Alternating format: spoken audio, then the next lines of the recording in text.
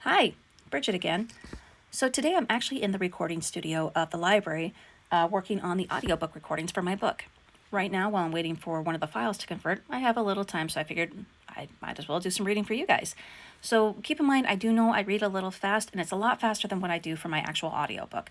But I have 3 minutes for a video, so, gotta make do with what I got.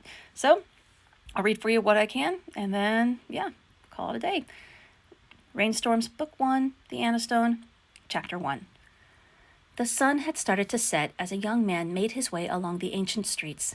They had been cobblestone, but time, along with footsteps, horses, and carriages, had worn them down to dirt. He kept his horse following the street toward the older section of the city, and he admired the architecture around him. The style was more elegant and refined, like buildings from over 2 centuries ago. New York was the oldest city in the kingdom of Loredana, and the beautiful buildings at the center of it were part of its charm. The young man looked through his glasses with his piercing blue eyes, taking in his surroundings.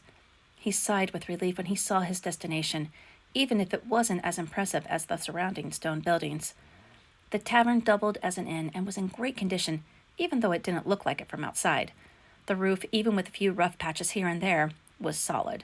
While the exterior paint had weathered away, it had withstood the elements in time better than most buildings in the city. The awning slouched something terrible, but it was just as steady as the rest of the building.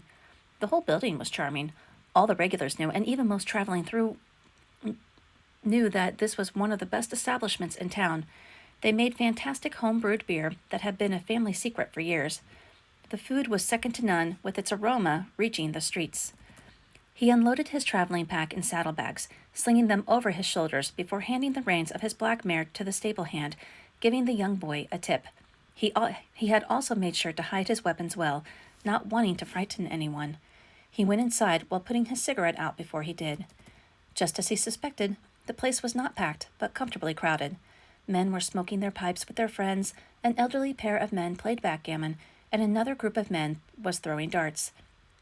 At the bar, a man flirted with a pretty lady, and a couple of other women sat with their spouses or boyfriends. Even the bartender, as busy as he was, held a conversation with a couple of patrons while playing a game of chess with another man at the bar. A small stage sat at the rear of the room where a man lazily strummed a guitar while chatting with some of the patrons, and a steady stream of waitresses bustled to and from the kitchen and from behind the bar. So that's all you're going to get from Chapter 1. I will do some more later this week, but just kind of starting to set the stage. I'm hoping to get you guys introduced to the characters here, too, in the next couple of days. Enjoy!